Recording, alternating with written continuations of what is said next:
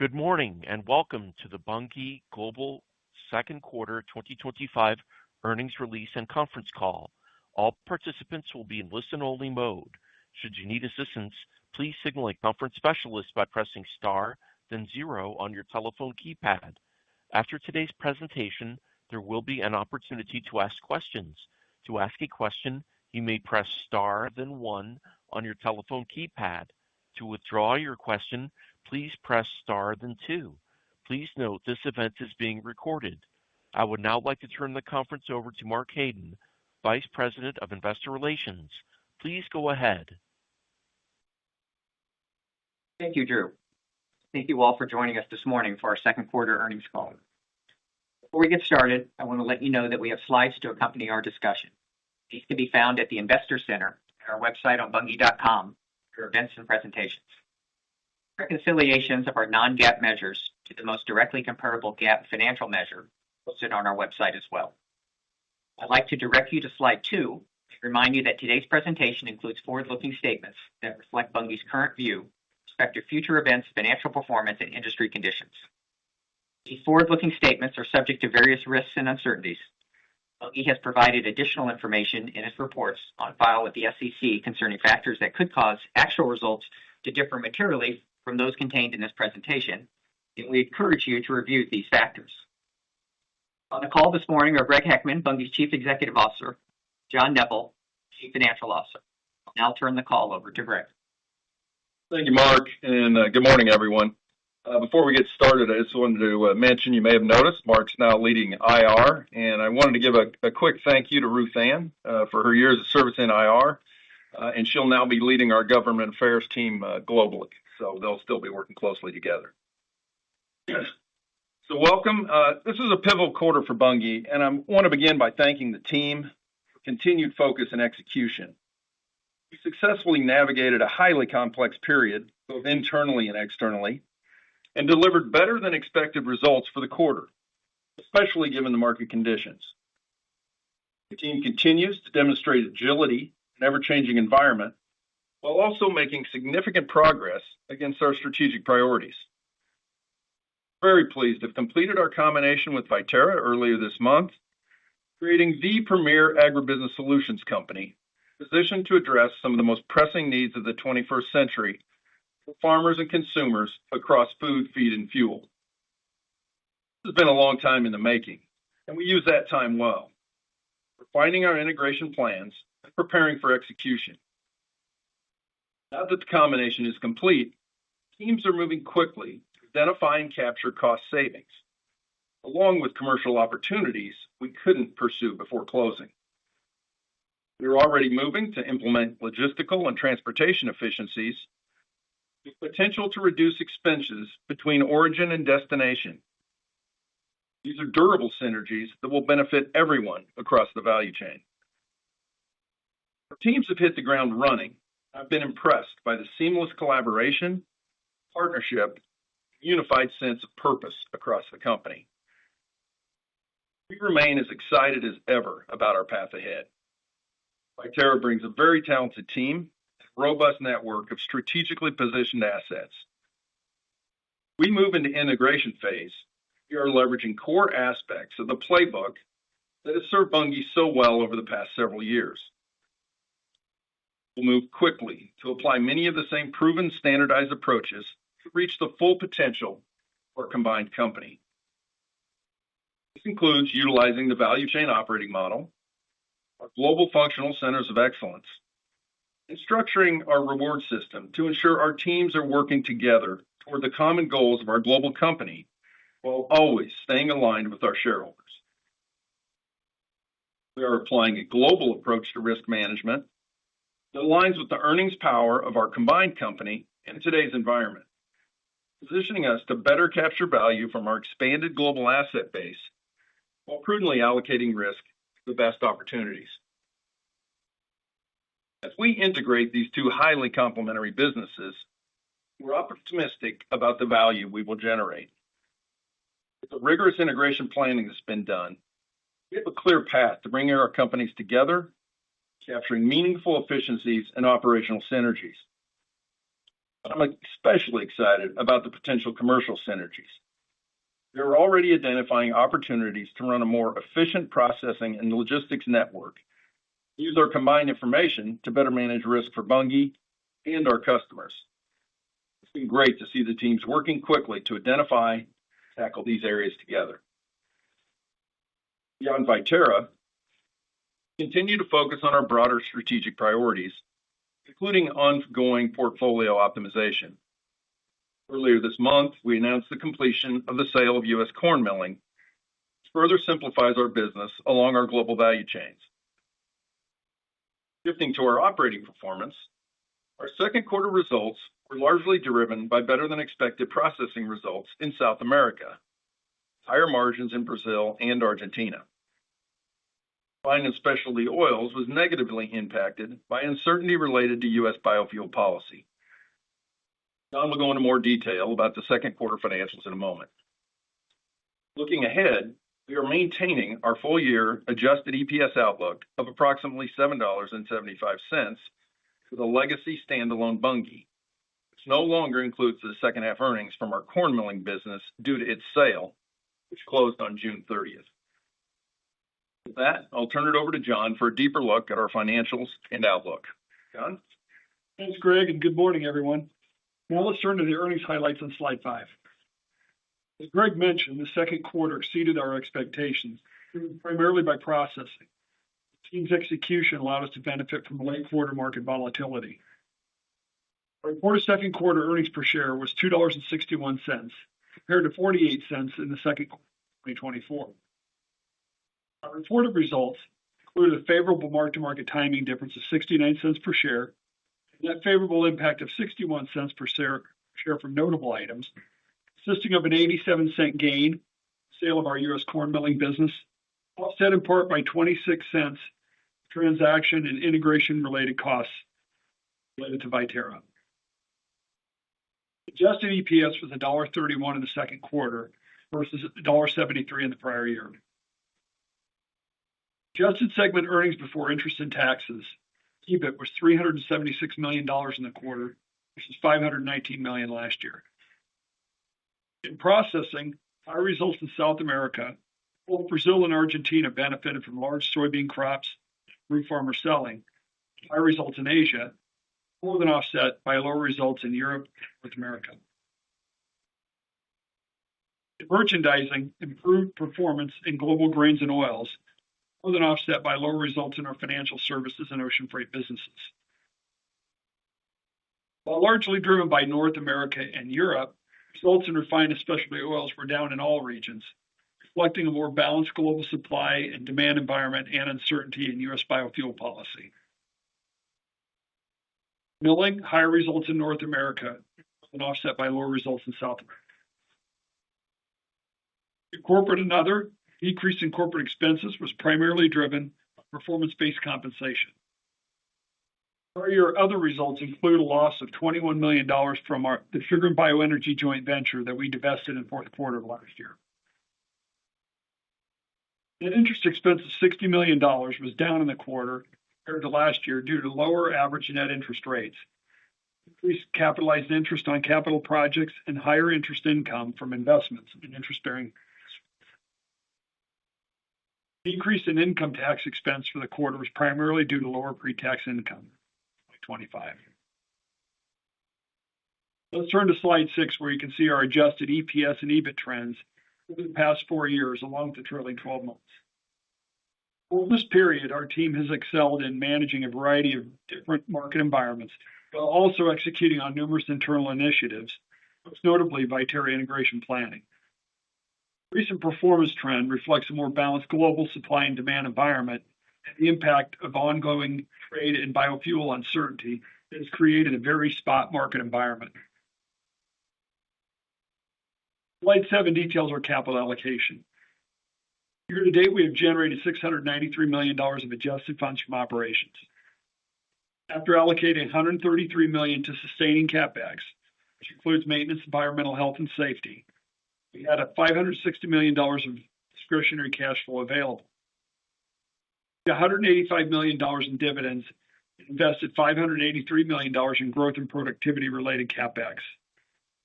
We also received $776 million of cash proceeds related to the sale of our U.S. corn milling business, the sale of an interest in our soy crush footprint in Spain to Repsol, and final payment for the sale of our interest in the sugar and bioenergy joint venture that closed in 2024. This resulted in approximately $570 million of retained cash flow. Moving to slide 8. At year-end, readily marketable inventories, or RMI, exceeded our net debt by approximately $2.2 billion. Our adjusted leverage ratio, which reflects our adjusted net debt to adjusted EBITDA, was 1.1 times at the end of the second quarter. Slide 9 highlights our liquidity position. At quarter end, we had committed credit facilities of approximately $8.7 billion, of which approximately $7.6 billion were unused, providing ample liquidity to manage the ongoing capital needs of our larger combined company. In addition, we had a cash balance of approximately $6.8 billion in anticipation of our merger with Viterra. I would also like to point out that following our closing of Viterra, S&P upgraded our credit rating to A-, reflecting our improved business risk profile, given a step change in our scale and diversification. Please turn to slide 10. Trailing 12 months adjusted ROIC was 8.4%, and ROIC was 7.4%. Adjusting for construction in progress, for large multi-year projects not yet operating, and the excess cash on our balance sheet for Viterra closing, adjusted ROIC would increase by 1.6 percentage points and ROIC by approximately 1 percentage point. Moving to slide 11. Trailing 12 months, we produced discretionary cash flow of approximately $1.1 billion. Cash flow yielded 9.8% compared to our cost of equity of 8.2%. Please turn to slide 12 on our 2025 outlook. As Greg mentioned in his remarks, taking into account second quarter results, current margin and macro environment, and forward curves, we continue to forecast full year 2025 EPS of approximately $7.75. This forecast no longer includes second half earnings of the corn milling business due to the sale on June 30th, and also excludes the impact of Viterra, which closed on July 2nd. In agribusiness, full year results are forecasted to be higher than a previous outlook driven by processing, but remain down from last year.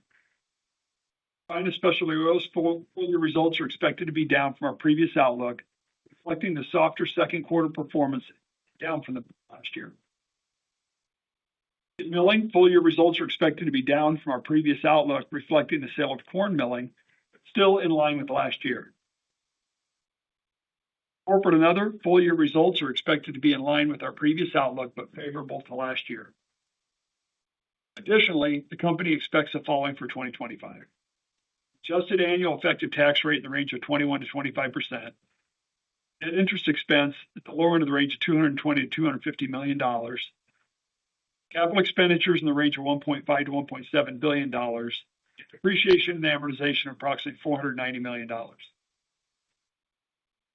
Prior to reporting third quarter earnings, we anticipate providing a forecast for the buying company, along with the historical Bunge information reported in a new segment reporting structure that will be used going forward for the combined company. With that, I'll turn things back over to Greg for some closing comments. Thanks, John. Before we go into Q&A, I just want to offer a few closing thoughts. So when we first announced our combination with Viterra 2 years ago, we saw opportunities with the combined company to accelerate our strategy, enhance our diversification across crops and geographies, and increase the impact of our investments. Those same benefits hold true today. They're especially relevant as we navigate the current macro environment. With the greater diversification across assets, geographies, and crops, more data to provide us insight, supply and demand dynamics, we're even better positioned to serve our customers at both ends of the value chain, regardless of the market environment. And with the increased scale of our platform, we will get a better return on investments to further improve our business, including technology in areas such as data analytics to enhance supply chain transparency, logistics planning, processing efficiency, risk management, and decision-making support. I'm confident that we have the right people, platform, and strategies in place to deliver value for our stakeholders, from farmers to consumers across feed, food, and fuel markets. We will have a stronger, better positioned company with even greater flexibility and resources to address global food security and renewable energy needs. With that, we'll turn to Q&A. We will now begin the question and answer session. To ask a question, you may press star then one on your telephone keypad. If you are using a speakerphone, please pick up your handset before pressing the keys. If at any time your question has been addressed and you would like to withdraw your question, please press star then two. At this time, we will pause momentarily to assemble our roster. The first question comes from Andrew Strelzik with BMO. Please go ahead.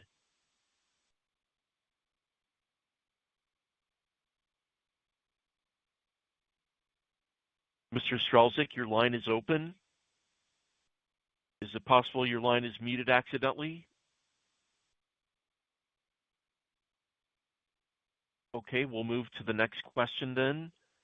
The next question comes from Pooran Sharma with Stephens Inc. Please go ahead. Good morning, and thanks for the question.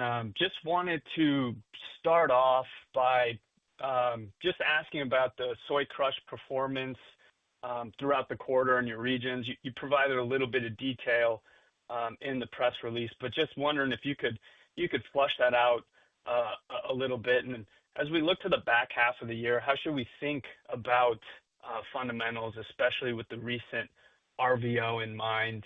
And then my follow-up would just be in regards to the SREs. Have you heard anything? How soon do you think we can get an announcement? How have your conversations been regarding this matter? And any sort of details you could provide there would be helpful. Thanks.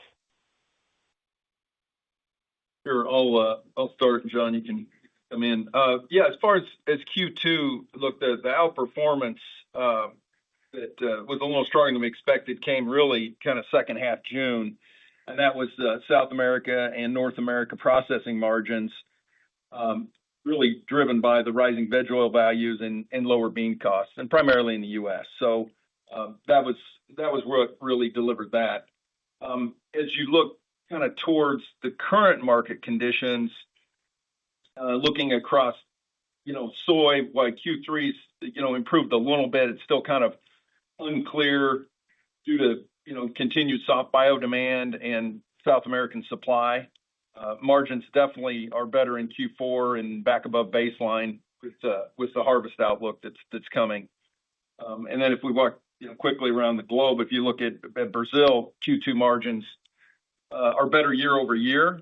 There's no logistical challenges with take or pay now. You've got a record bean crop. And of course, that's offset a little bit by some of the demand of exports of beans to China. And then the deferral of the B15, which we'll see coming in the second half. But we expect that second half to be better year over year. And oil demand, of course, is expected to pick up from energy, although we haven't seen it yet. And then in Argentina, Q2 margins have been better year over year. That was strong farmer selling, driven by the big crops and the export window looking like it was, coming to an end. And so that got the industry well covered for Q3, and Q4 is yet to play out. And then across Europe, our Q2 margins were good, but down slightly from a strong prior year. Second half will probably be a little tougher if you've got some competing imports from the South American flows. In China, our Q2 margins improved in the second half, although they were still slightly down from prior year. Second half margins will probably be lower than Q2, but still look pretty good versus historical levels. So that's the look on soy. And then on soft, look, Q2 margins and volumes were down in all regions versus prior year. And that was really as across Europe, Black Sea, Canada, we had smaller seed production last year. And crops are developing well in all regions, and you see that as the forward crush curves are supported, starting late Q3 as we're expecting arrival of new seeds. So. Yeah, in terms of the SREs, obviously we've been plugged in pretty closely monitoring that. And I think our belief is, the administration has done a great job of supporting the U.S. farmer, and we think they clearly understand the impact of what the SREs could potentially have on the RVO. But so we'll see. We probably don't have any special insights into where it's going to end up, but we do expect a decision sometime in August or September. And again, I think given the supportive nature of the policy that around 45Z and around VOs, we would expect the SREs to be well thought through and supportive. Appreciate the color. The next question comes from Andrew Strelzik with BMO. Please go ahead with your question. Hey, good morning. Can you hear me now? Yes. Good morning. Good morning, Andrew. Wonderful. Sorry about that.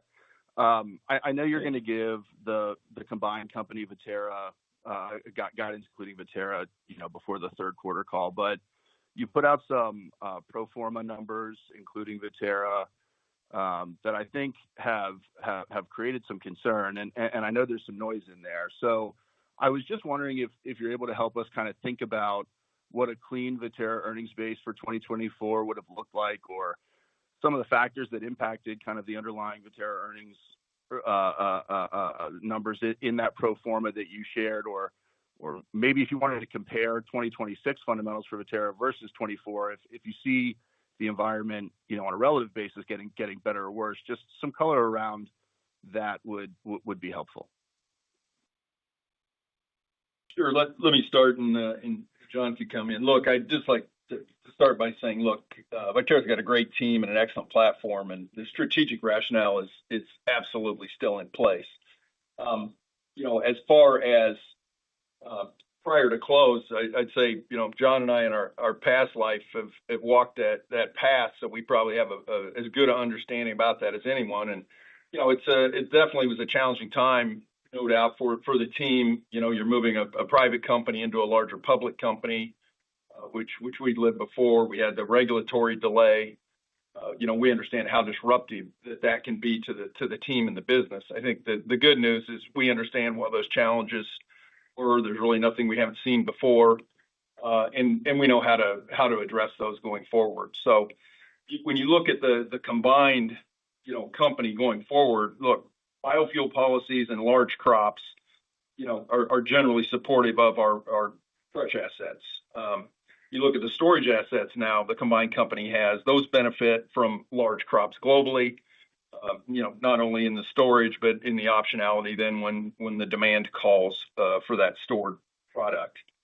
And then you look at our new combined expanded network, it's much more balanced now between crush and origination, how the origination from the farmer to support our assets fits so well together. It's really a vertical merger if you think about it. And that's really going to increase commercial optionality for us. And then the other is we're now the largest and lowest cost crusher in Argentina. And that's right as that country continues to stabilize. And it's important to the overall crush franchise. So we really, love the combination. And so kind of regardless of what cycle we're in going forward, what we do know is the combined business, we are very, very comfortable. And we'll have, higher lows in the tough cycle and higher highs as we get into mid and better cycles.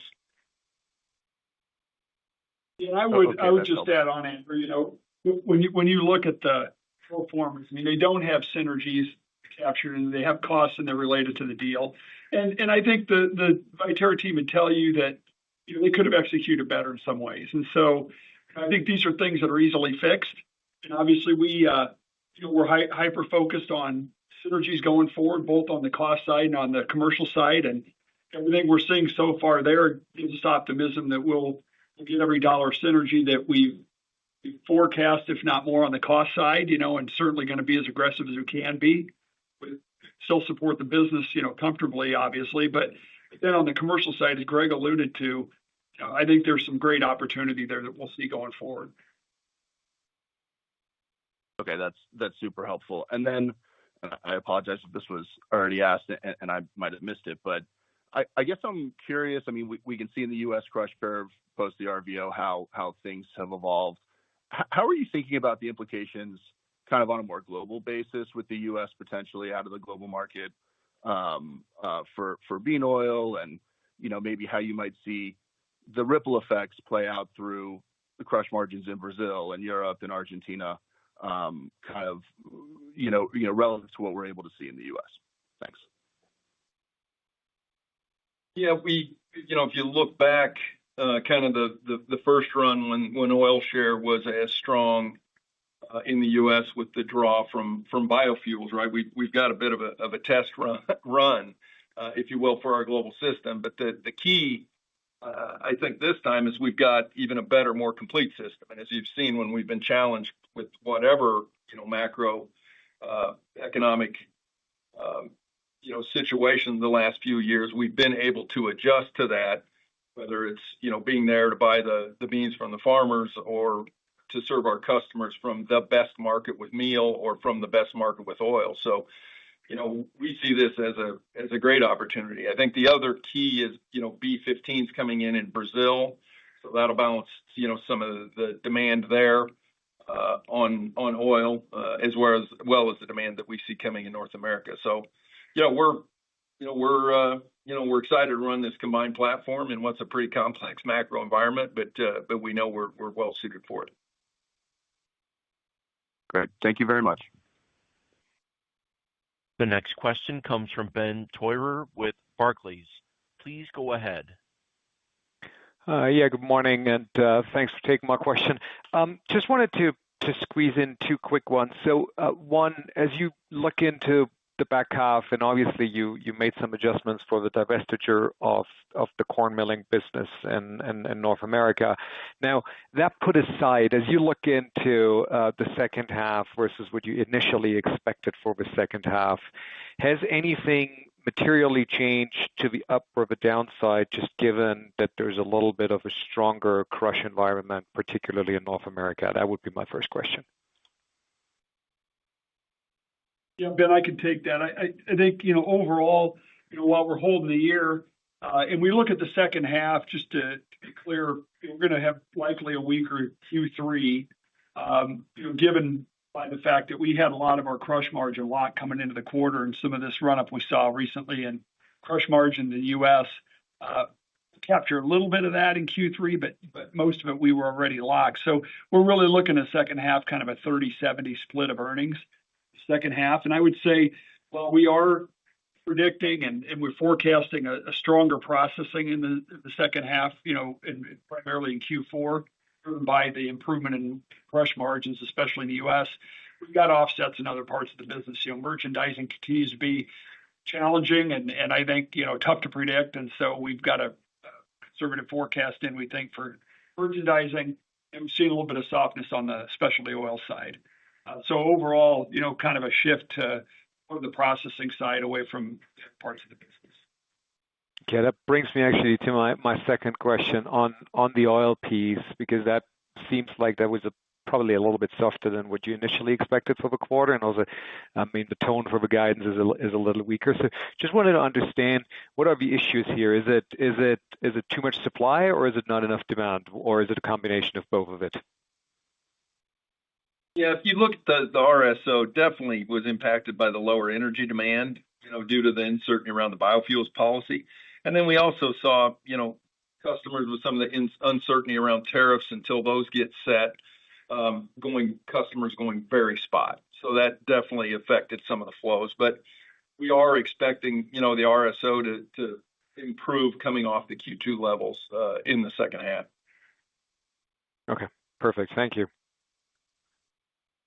Ben. The next question comes from Salvatore Tiano with Bank of America. Please go ahead. Yes, good morning. So firstly, I want to ask a little bit about your investments, the organic investments that you have for the next couple of years, including, I believe, Morristown supposed to come online later this year. How's the Destrehan crush expansion going? And if you can provide, any commentary with regard to CapEx there, expected earnings contribution, and progress.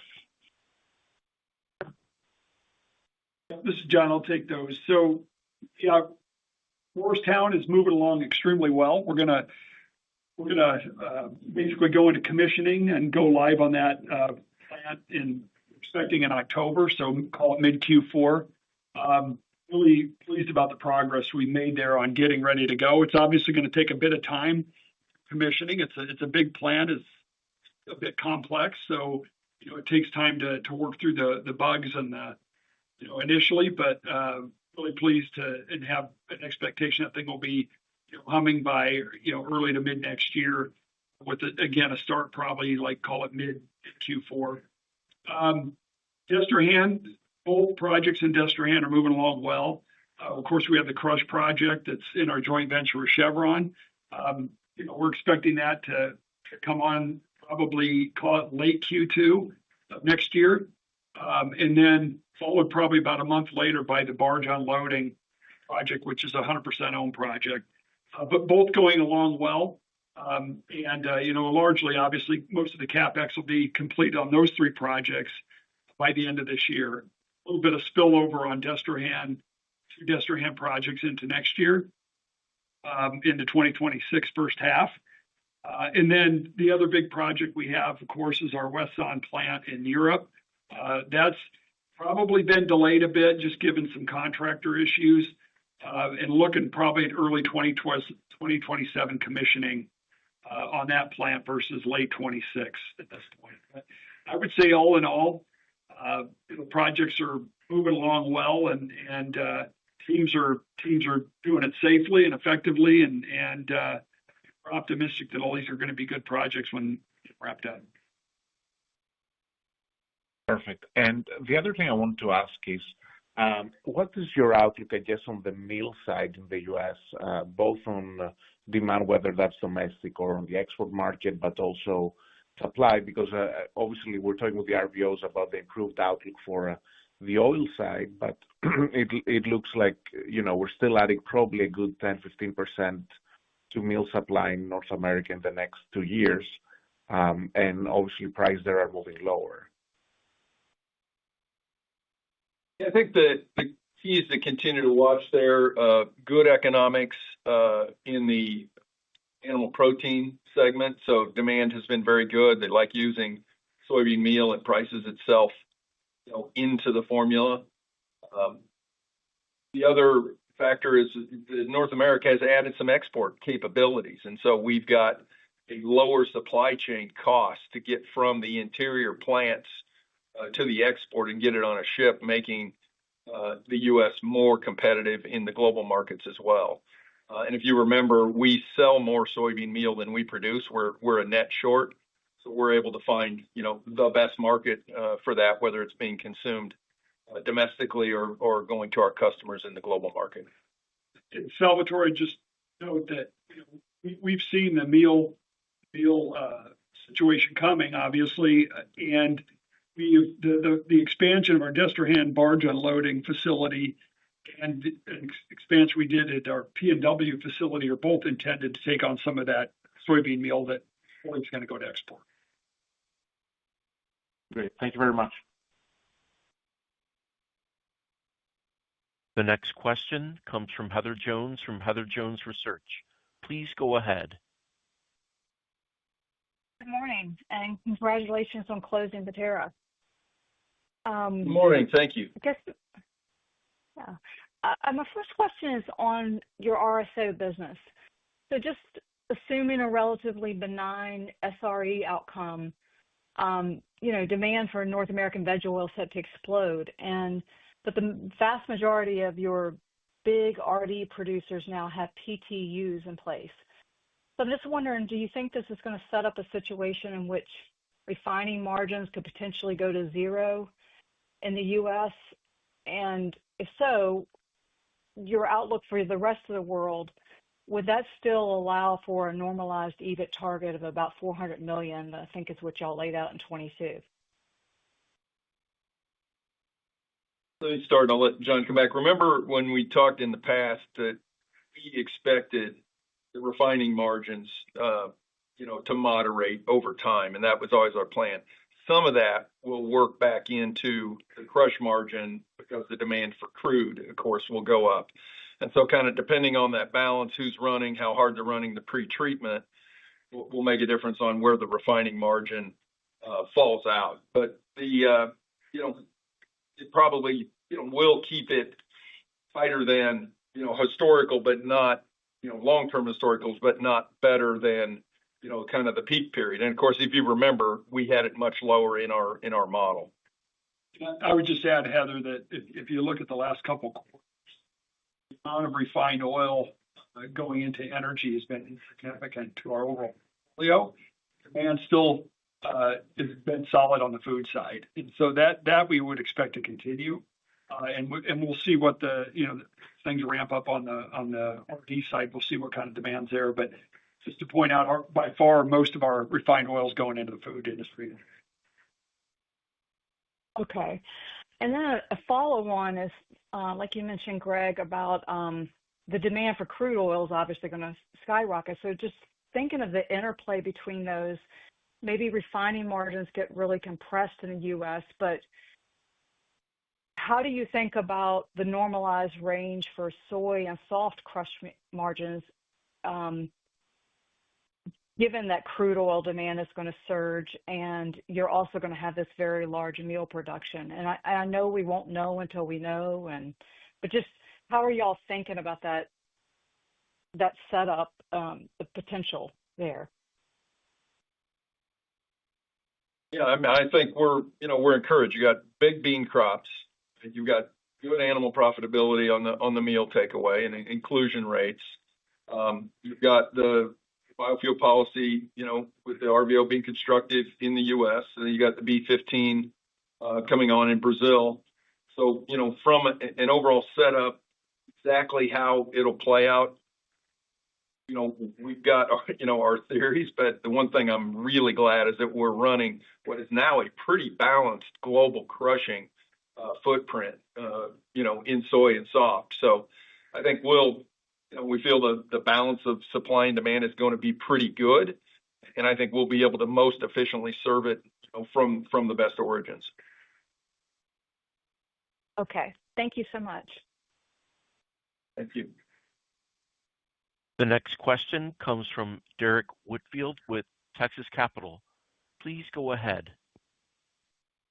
Good morning, all, and thanks for taking my questions. Morning. Similar to Heather's question, given the meaningful step up in domestic SBO demand for fuel, how do you see the interplay between SBO and other seed oils as it relates to food in the U.S.?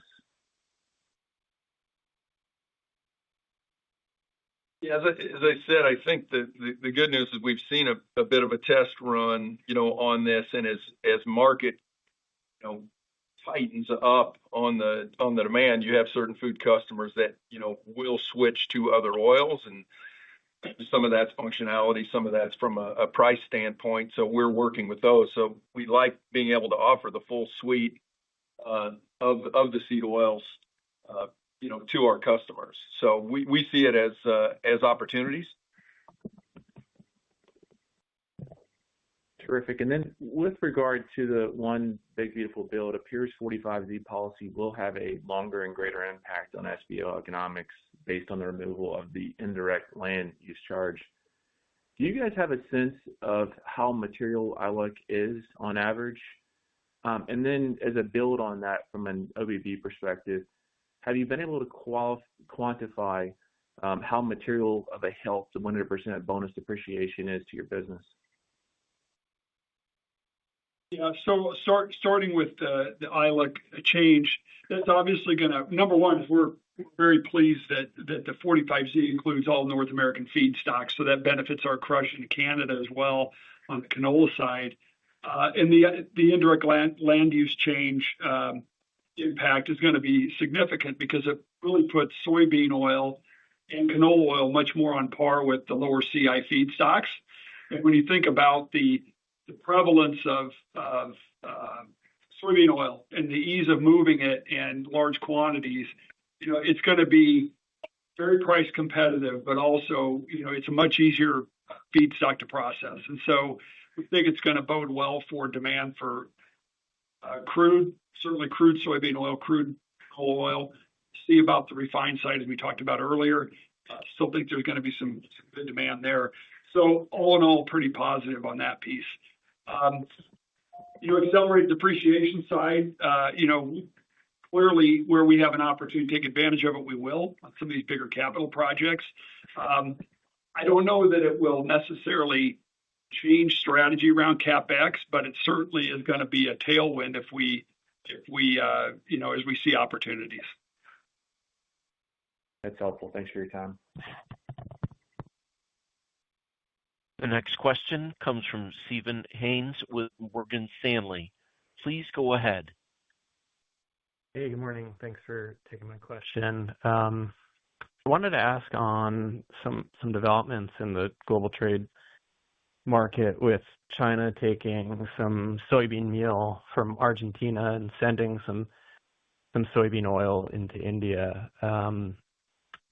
I guess not typical behavior from them. So these kind of one-off weird kind of moves, or do you think there's kind of just, more of a structural change going on? Just curious on any thoughts there. Thank you. I think the one thing the last 5-6 years have taught us is that the world's a pretty dynamic place now, and I know I'm repeating myself, but it's why we love our balanced global footprint of crushing as well as origination. And I think China's very very public that they're focused on food security. So I think it's absolutely logical and rational that they continue to build different optionality, and I would say the importation of soy meal is a new option that they're now developing. So seems like a logical and rational action. And then as far as commodities moving in untraditional flows, I think that's the norm now. I think that's the norm going forward, and I really feel that Bunge's built for it.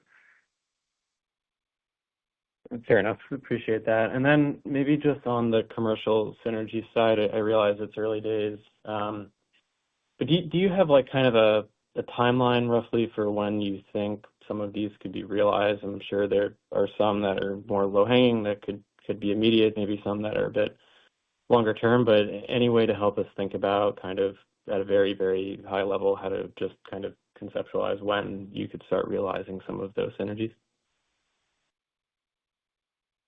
Yeah, it's too early to put any new targets out there, but let me say, we're very optimistic. Look, our goal all along has been deliver more than we promised and deliver them faster than we promised. So that's what we've got the focus, the team focused on. There's no doubt though, when we start thinking about the commercial synergies, just the global scale that we've got now, and with the local granularity, whether it's on originating from farmers or distributing to end customers, the capabilities that we've got on the logistical and transportation side, the ability to manage our risk and help our customers manage their risk so that we can be the partner of choice. That's exciting. And I tell you, just since we've closed, I've had the opportunity to sit with the commercial teams and some of the functional teams as we're now one team, one company, and the way that people are working together has been fantastic, right? Everybody is really transparent and collaborative. We've dropped the ego. We're focused on earnings is what we're focused on, and hearing the teams and the opportunities that they're finding together, and the plans. Look, it takes some time to execute, but as we had teams together here in North America a couple of weeks ago, I was in Europe all last week, listening to the teams and work and hearing the report outs of the working sessions, and I'm excited about it. I'm really excited. It'll take some time to do, but the reason that we did this deal, they're all still in place. Yeah, I would just add, Stephen, that I think the first focus item for the commercial team was one voice to the market. And I think Greg mentioned the team set aside, who was doing what, and we figured out very quickly what's the right approach in every market that that we're in to make sure we're one voice to the customer and both ends, the farmer on one side and customers on the other. And we couldn't be more pleased with the coordination among the teams that are just now starting to figure out what the real opportunities are.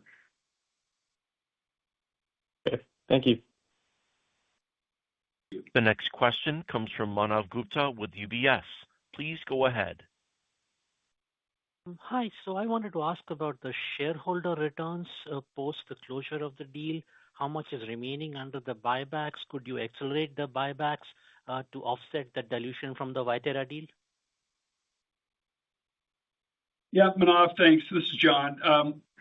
The original $2 billion commitment, we have $800 million left. And obviously, that's going to be an important part of our capital allocation here going forward.